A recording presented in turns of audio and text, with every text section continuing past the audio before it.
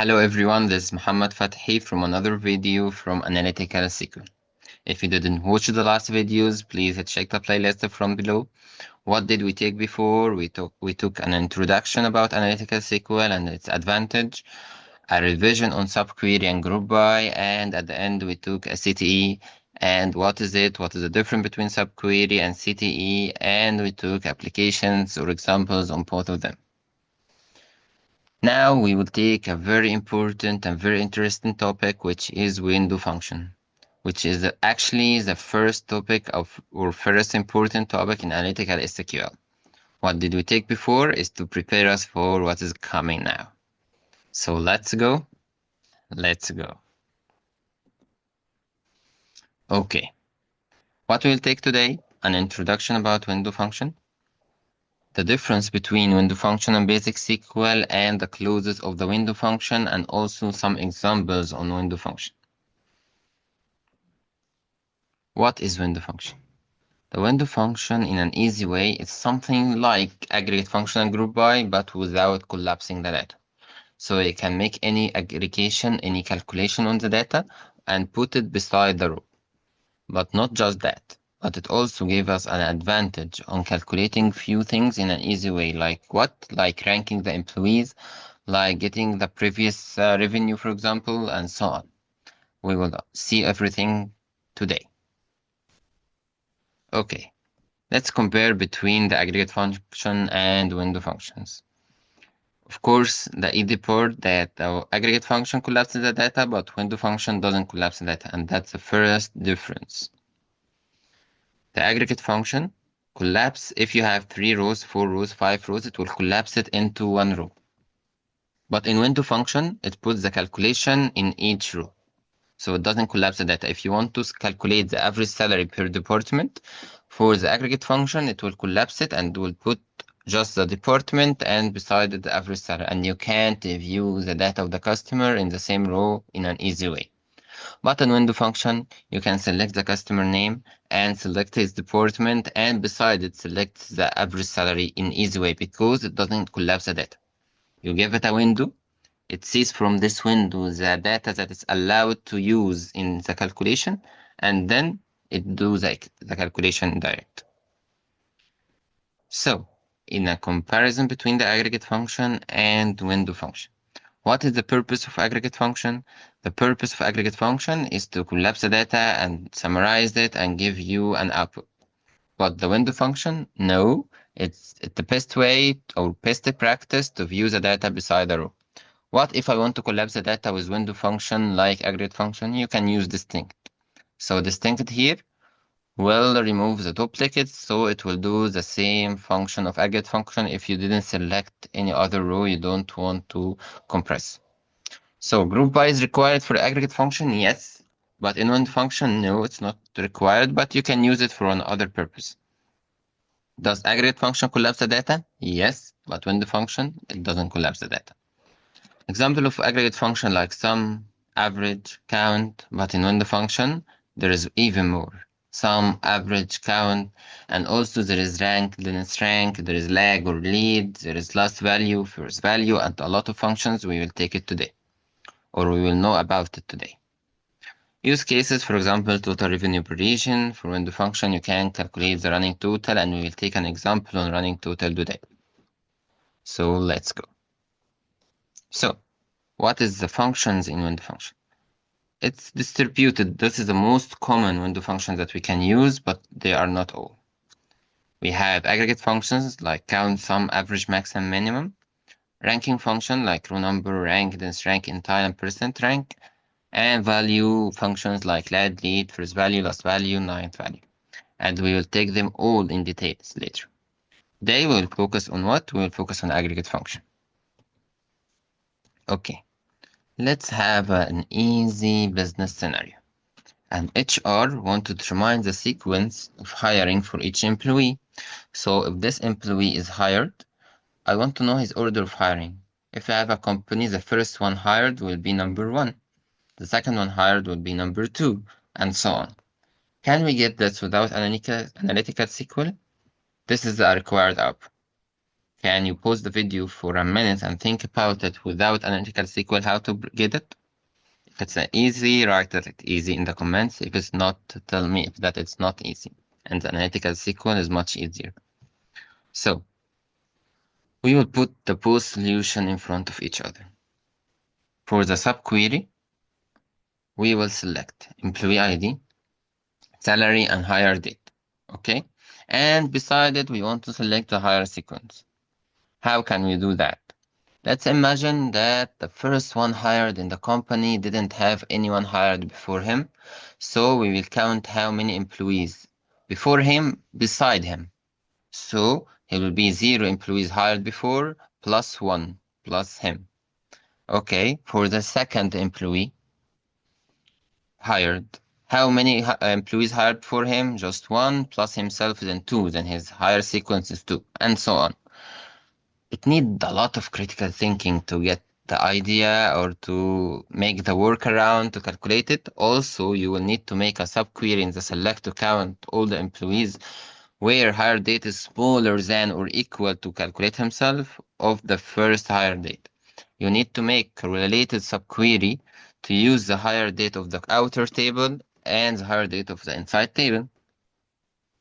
Okay, so it's very complicated actually. And if you need to make order by, you will do it at the end.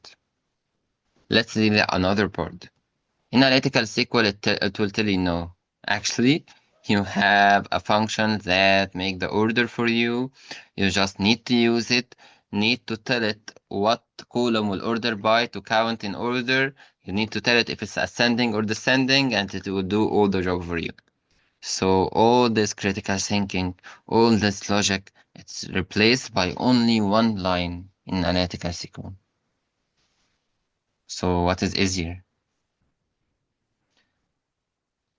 And here is a very important topic actually, the execution sequence. Why we need to understand the execution sequence? Imagine that the analytical function happens in some time. Can we use it before this time? No. So, for example, the from and join is executed before the analytical function. Can you use analytical function in them? No, because it's not yet executed. Analytical function happens after the where condition, and that's a very important part, please focus. Does the analytical function can be used before or inside the where? No. Because this mistake, if you use ChatGPT analytical SQL, it will always fall in it. If you calculate or too many people who use this analytical SQL also get an error because using analytical function in a step, it's not yet executed, so you can't use it. So the execution sequence is much more important than writing the query. First, we have the from and join, then the where, then the group by, then the having, and those are not allowed to use any analytical function in them. Then number 5 would be the analytical function. You can use then the analytical function, the select, distinct, union, order by, and limit. Because why? Because they are executed after the analytical function. And now let's know the clauses of the window function. Let's go. First, the over clause. What is over clause? Actually, when you make any aggregation, sum, average, row number, rank, there is an over clause where it tell you what will you use to make the calculation. So if you make sum and open two brackets and close them, then you write over and open two brackets. If you didn't put anything in the over clause, it will calculate all the data because you gave it all the window. But if we want to give it a small window, for example, make this average salary for each department. So you give it a clause of partition by inside the over clause. Partition by is something like the group by, but without collapsing. If you want to tell it order by something, order by date to calculate the number or rank, order by sales to calculate the summation cumulative. Like the first day will be 100, second day will be today's sales and the last sales. If you want to make it for all the company or all the department or all something else. So you can use the over.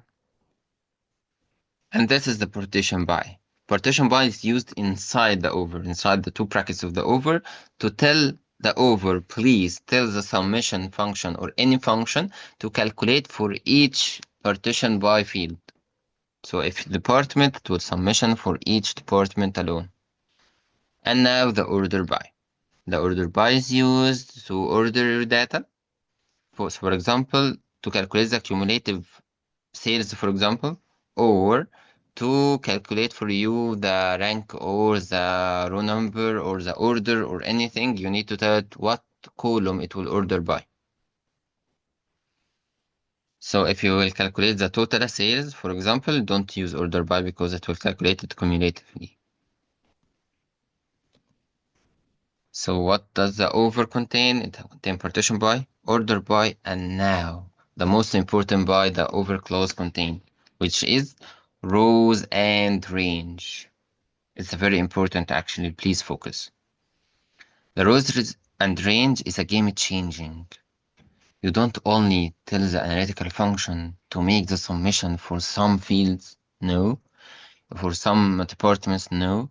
You can also give it a range of time or a range of value or a range of rows. Tell it to calculate this and 5 rows before. Calculate this and 5 rows from this department. You can use partition by also. Calculate this for last 30 days or last 5 months or last 100 seconds. You can make a window of calculation for a specific range of time or fields. Calculate the average salary for the current salary plus or minus 10,000. You can do this also. So the rows and range is a game changing and we will have a lot of practice about it. And this is the syntax. You write the function, over, open two brackets, put the partition by, put the order by, put the rows or range, close.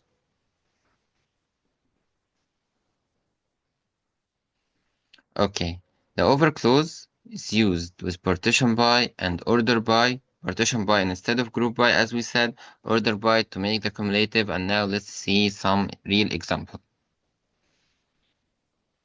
For example, here, it's the same example actually that we took before or something like it. We will rank the people in the department by, in each department alone, by their salary. So the highest salary will take number 1, the second highest salary will take number 2, and so on. Here, for example, for department number 10, it's only one employee, takes the salary of whatever, so his rank is 1 and no other rank. Here we started another department, so we will start another rank because it partitioned by department ID. Okay, and this employee takes the highest salary in the company, so it takes number 1. And this employee takes the second highest salary in this department, so it takes number 2. Here is a new department, so it will make another calculation from the start. Let's take a business example actually. A company want to track the bonus of their employees and want to see each employee what is the points awarded for him or what is the total bonus. So we can calculate it easy actually with sum and group by. Sum, points awarded, group by, employee ID, and it will be so easy. But let's try it with the window function. We will put this thing to overcome the duplicates because we have 6 rows, it will have 6 output and we need only 2, 1 for each employee. So we'll use this thing. Distinct employee ID and sum. Inside the sum, you give it the column that it will sum. Logic. But in the over condition, you will tell it to partition by employee ID. Calculate the sum for each employee as total points from employee points. And here you get the employee ID. In front of it, the total points this employee ID got. And also for 202, 201, and so on. For all the employees. Let's take another business example, which is a game-changing and very important. We have here 2 concepts used in analytical function. It's very good, actually. First, the cumulative total revenue, and we call it in other word in the business, the running total. Why? Because we, as if the revenue is running and accumulated one by one or row by row or day by day. And also, it's mentioned here that we want, if the transaction type is refund, don't put it in the calculation. Oh, in the analytical function, we don't use where or having. How can we exclude some values from calculating another value? We not calculate the amount, but if the transaction type is refund, don't use it. How can we do this? Here, for the surprise, you can use case when inside the summation. So, summation open to bracket, you can use inside the case when. Case when the transaction type equals sale, then calculate the amount. Else, put 0, don't calculate. Over, partition by, calculated for each product, order by sale ID to make it running, accumulated one by one. Here we can put date. If we have date, we can put anything we want. If we put sales, it will not make it in order, good order, so we need to put it sale ID for the sequence of the sale itself.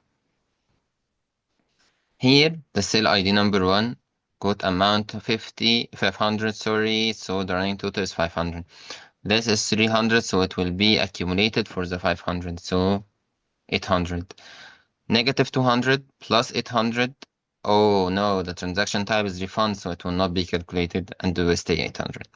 Here is another product ID, so it will start over amount 700, stay 700, this refund, so stay 700, and this is not refund, so it will be added at 900. And now we finished our video today, waiting you for another video. If you didn't watch the last playlist, watch it, subscribe and follow for more videos. See you later.